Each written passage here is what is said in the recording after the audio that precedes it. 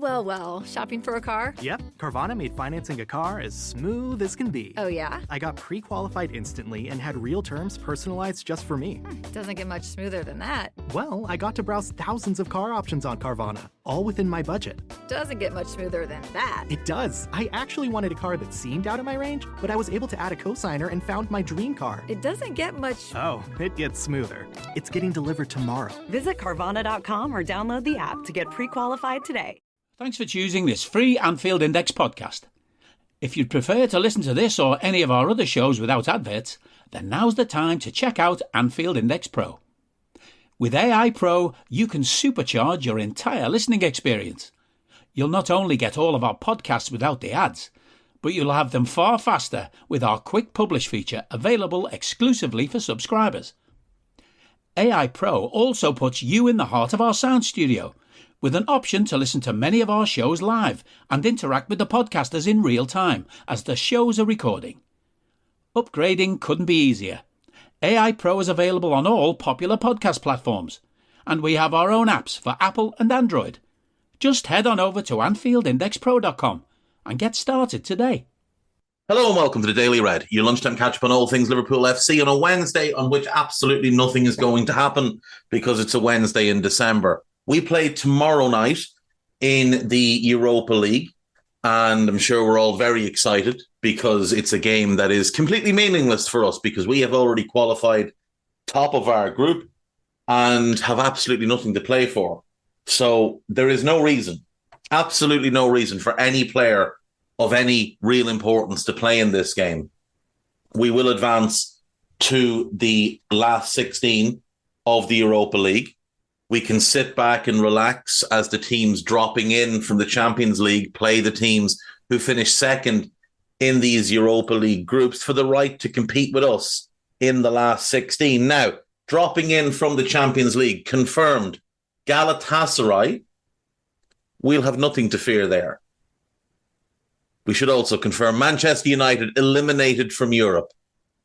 Eliminated from Europe from a group that had Copenhagen and Galatasaray in it. But Eric Ten Hag is doing an outstanding job, so we should all remember that. Working miracles on a shoestring budget. Lens drop in. Sevilla eliminated. Lens beat Sevilla. So Sevilla are out, thankfully. We won't have to deal with them and their zombie nature towards the Europa League. Lens, not a team that we should be overly concerned with. Braga dropping in.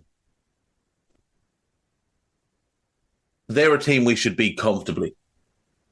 Benfica, who have been dreadful in the Champions League this year, beat Red Bull Salzburg last night and took their spot in the Europa League. Benfica, not a team we should be overly concerned with. We also know that Feyenoord will definitely be in the Europa League this season after Christmas. There's some good players in that team, but again, not someone we should be hugely concerned with. In Group F, any of PSG, Newcastle, or Milan could still drop in. Preference would be Milan. Worst case scenario would be PSG. Purely because, regardless of the fact that they're a bit of a mess, regardless of the fact that they're not well coached, they do have incredible individual talent and they can beat anybody when the mood takes them. It will almost certainly be young boys, but Red Star could still find the way in. Either way, we're not going to be worried about whoever comes in from Group G. And then from Group H, it will be either Porto or Shakhtar Donetsk. You'd probably rather play Shakhtar. We should beat both of them, but you'd probably rather play Shakhtar. Purely from the point of they don't get a home game. So you'd play a home game against them and then a neutral venue game.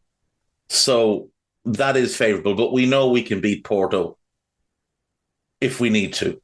In the Europa League, for right now, it's West Ham and Freiburg advancing. We won't fear either of them. Marseille and Brighton advancing from Group B. We won't fear either of them. In Group C, it will be 2 from Real Betis, Rangers, and Sparta Prague. We're not going to be overly concerned with any of them. In Group D, it's Atalanta and Sporting. They're both decent sides. We should beat both of them. From our own group, Toulouse or Union, we'll beat either of them. If we need to play them in a knockout round, if they somehow get through and we face them again, we'll beat them comfortably. Group F, it's Rennes. They're having a really poor season. Villarreal not having a great season themselves. Very hit and miss. Group G, Slavia Prague or Roma. I mean, Mourinho's always just going to be horrible to play in a knockout game, but you're not going to be too concerned. Group H, it will be Leverkusen. They'll be tough. They're still unbeaten across all competitions this season. They're a good team. They play good football. They've got some really good players. And it will be one of Quarabeg or Molden. We're not going to concern ourselves massively with any of them. So all we need to do is just manage our way through tomorrow night and then sit back and let the runners up in these groups and the teams dropping in out of the Champions League kick 7 shades out of each other, and then we'll see who we get. But we're in a really, really strong position in that competition. I would say we're almost prohibitive favourites to win this competition. There's nobody on our level. Even Leverkusen, as good as they've been, they're not on our level. They just aren't. PSG would be the one. If they dropped in, they would be the one to concern me. Other than them, there isn't really anybody. Like, if it's Newcastle, you'd fancy us to beat them over 2 legs. You'd fancy us to beat Milan. None of the other teams dropping in are really going to cause us a whole lot of trouble. Roma, you wouldn't be massively concerned with, even with Mourinho. Villarreal, you wouldn't be concerned with. Sporting, you wouldn't be concerned with. Rangers, Slavia, Real Betis, we'd beat any of them. We'd beat Brighton or Marseille. We'd beat West Ham or Freiburg. This competition is right there for us. But we need to be making sure we cover all our bases. So we know that Joel Matip is going to miss the rest of the season. Alexis McAllister is currently out injured. Jurgen told us it was a small cut.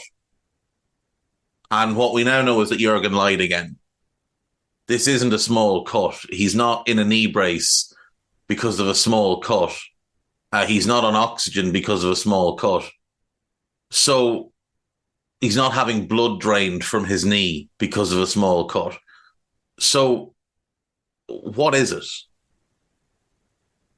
Is it just a very bad bruise and a hematoma? Maybe. But that's probably going to rule him out for a couple of weeks, if that's all it is, which would include the Arsenal game. United will be fine, I think, without him. But the Arsenal game, you'd really want Alexis in there.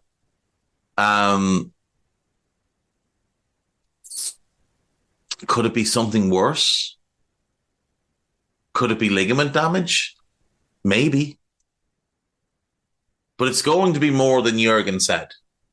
Like, Jurgen made out that the Palace game was just coming a few days too soon for him. Might have come a few weeks too soon for him. On This Is Anfield, they have the news that Liverpool have gotten the green light for 57,000 people to attend Liverpool versus Manchester United on Sunday. So that's obviously great news as the club continue to ramp up the reopening or the opening of the Anfield Road extension. Very, very positive. The test event on Monday was, by all accounts, a big success. Jurgen was asked some questions, and they have a 5 best bits moment here. So he talked about using the extra noise that 7,000 extra fans, when it's all said and done, will be able to generate. He talked about Christmas in Burnley. When do we go? The 26th. We drive to Burnley. Oh, a great place to spend Christmas.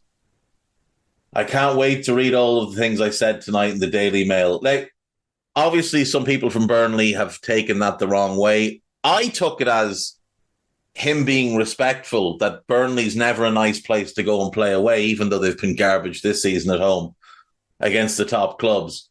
I just took it as him saying, like, we haven't done, we haven't had easy games at Burnley. He talked a bit about transfers.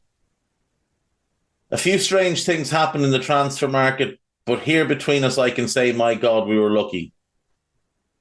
We didn't know in that moment, to be honest. It didn't feel like in that moment, but I'm really happy that it worked out like that. I just think that's nonsense, to be honest. Like, the idea that we wouldn't be much better with Caicedo is stupid. The idea that Lavia wouldn't have improved us is stupid. Both of them are significantly better than Endo. They're both significantly better than Gravenberch. The money would have been better spent on one of them than on those two, but, it is what it is. He talked about the need to rotate. Said he had no clue who will play against Union. I think he's got a fair idea who's going to play. Yeah, I mean, look, you don't take much of what Jurgen says without a large pinch of salt. It's just his nature. But the transfer stuff is just stupid. Like, David Lynch talked about it on a recent podcast. It's just stupid. Like, he acts like transfers are the worst thing in the world. How did you build your team, Jurgen? You built it with transfers.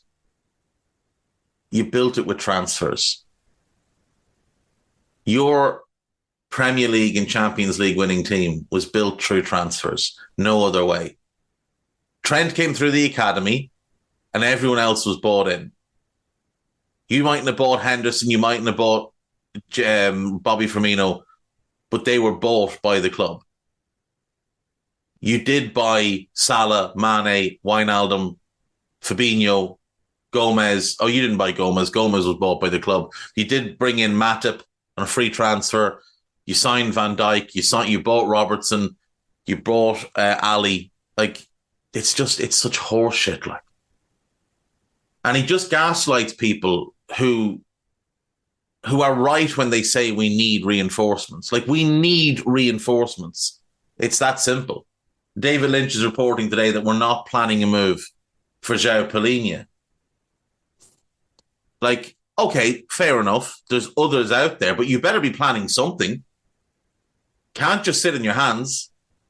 If we don't buy in January and we don't win the league, it will fall squarely at the feet of this manager, because it will be his decision. Like it was his decision in January of 2021 not to buy a centre-back. And I know that's always a great window for the FSG out brigade to point at and hammer the owners. And the owners deserve a lot of criticism for a lot of things, but rarely on things like that. Because we bid for David Carmo. We bid for Duja Kaleta-Kar. Kaleta-Kar was at the airport ready to get on a plane. Jurgen made decisions not to buy players. Jurgen made those decisions, not the owners, not anybody else, him. He made the decision to wait for Ibu. No one else made that decision, just him. He made the decision that the player we were going to bring in was Ozan Kabak. No one else. The owners didn't fail to back him. He made decisions. Let's be honest, though. They didn't cost us the title that year. By the time January came around, we had fallen off. Yes, we were top at Christmas. We weren't top at the start of January. We weren't top through January. But this season, we have a real chance. We can't be certain that we'll get another opportunity like this, where City are off the pace. We can't be certain that Virgil, Ali and Mo in their 30s are going to continue to put together great seasons year after year. We can hope that they will. We can assume that they will, but we can't know it. We need to act in January. And there's no excuse not to do it. None. Like you look at our midfield. We've got Dominic, nailed on starter. Alexis, nailed on starter. And there's no nailed on third starter. Endo's clearly not good enough to be a starter. Jurgen can call him exceptional all he wants. Nonsense. He's okay. That's about it. Curtis Jones is a good player. He's not a starter if we want to win the league. Ryan Gravenberch is a million miles from being good enough to be a starter at this point, which is not unexpected. We need to go out and buy a third midfield starter. We need a holding midfielder. You can throw all the stats around about Alexis you want, the bullshit. They don't show anything that suggests he's a good holding midfielder, because he's not. He's just a very good footballer who's been forced to play out of position. And maybe Jurgen has it in his head that Thiago's going to come back and fix things, or that Bajcetic is going to come back. Thiago can't stay fit, and Bajcetic is a child. He's played 14 games? Not counting, 5 minutes here and there. And he's missed months and months and months. We need to be busy in January. We need at least one, ideally two in. Liverpool apparently are in talks with RB Leipzig to recall Fabio Carvalho. That would help in terms of attacking depth, because we are a little bit short, especially with Mo heading for AFCON. Trent Alexander-Arnold may have a break glass option, but his best position is clear.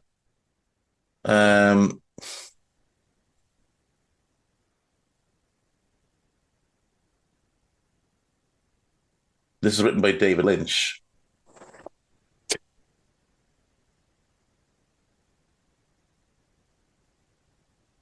Oh, it's the idea that he, as a break glass option, he could play a 6, but it's quite clear that David's opinion is the best use of him as right back. I would disagree, but I think the best use of it would be moving him into midfield on a permanent basis and changing the shape a little bit. Manchester United pick up 2 more injuries in Champions League exit. Harry Maguire and Luke Shaw, both forced off.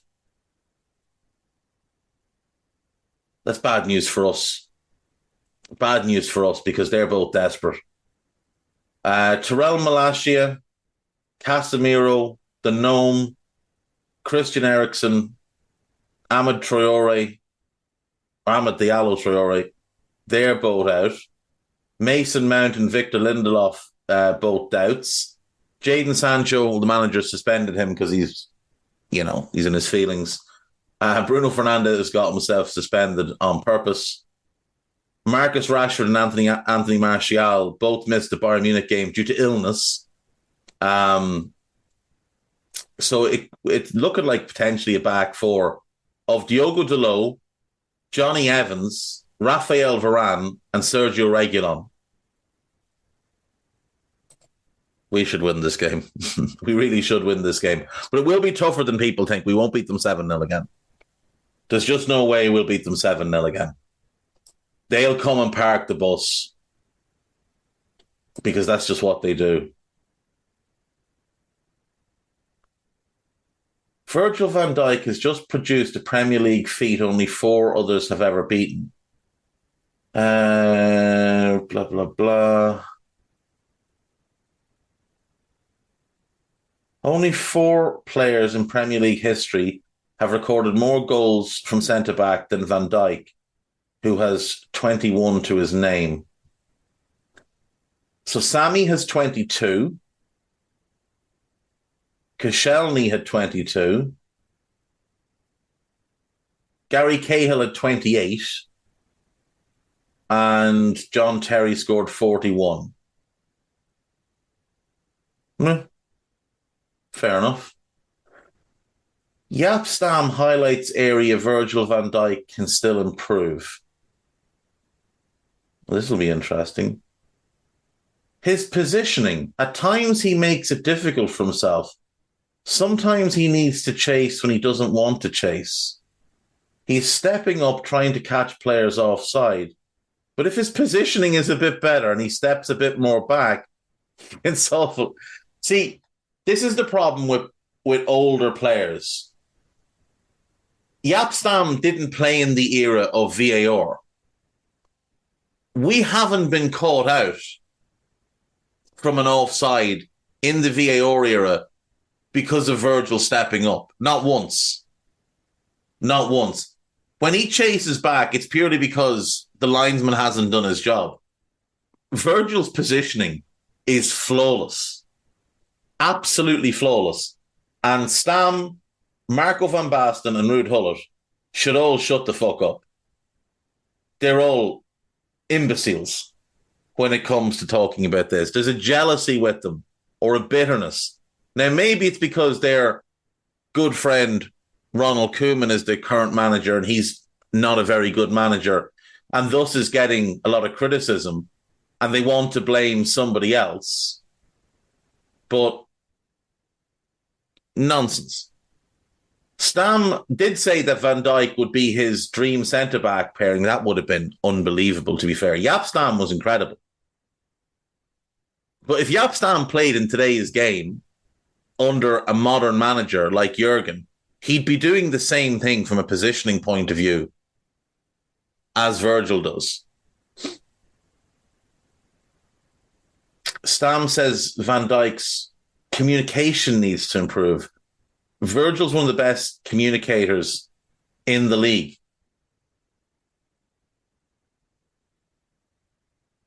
Very, very strange. Very, very strange comments. Virgil's one of the best communicators. Virgil's been the leader and organizer of our team since the day he arrived. And when he hasn't played or he's been off form like last year, we've been a train wreck. When he does play, we're incredible. Simple as that.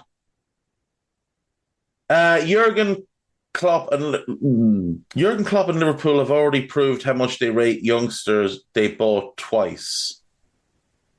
What? Let me come back to that.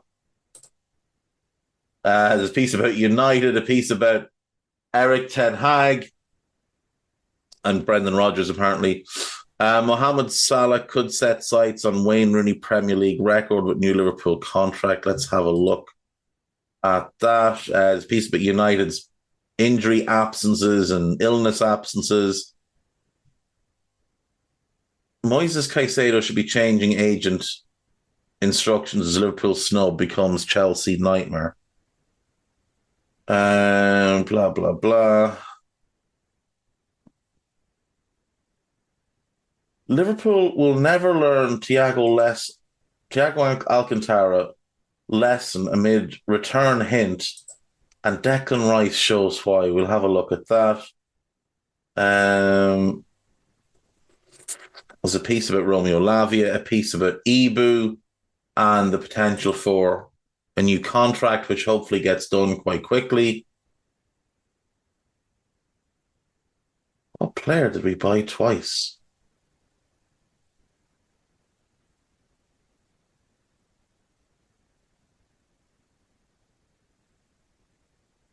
Oh, it's Cade Gordon.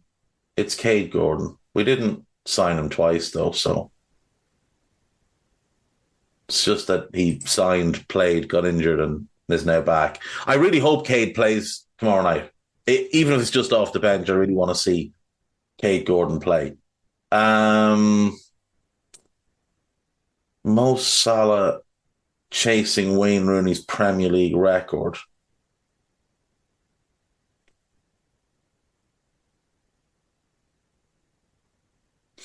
Well, this piece is projecting out the possibility of a 2-year extension,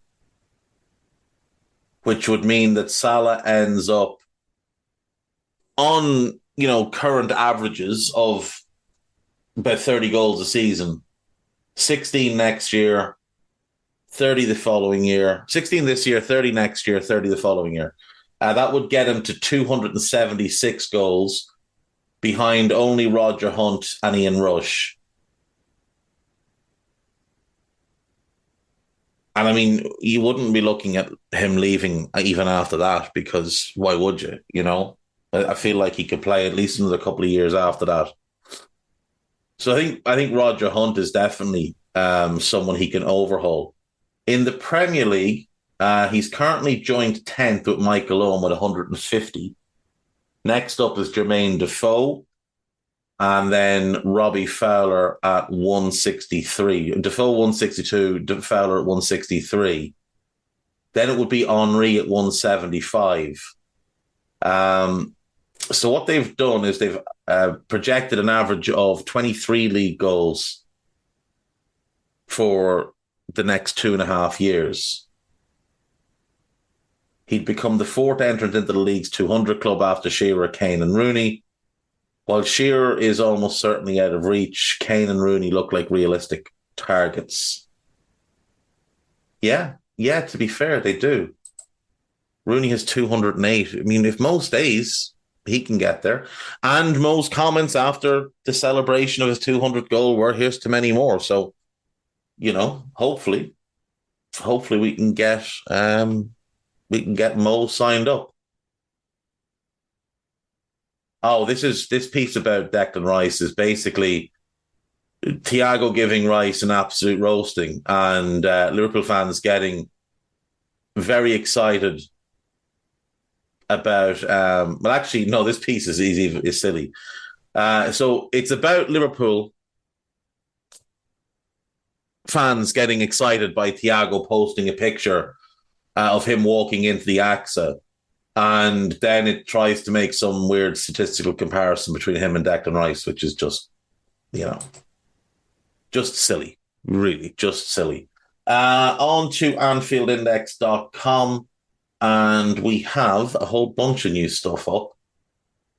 So there's Jurgen calling Endo exceptional, a piece about Alexis and his injury, a piece about Graham Souness, a piece about potential changes that Jurgen could make.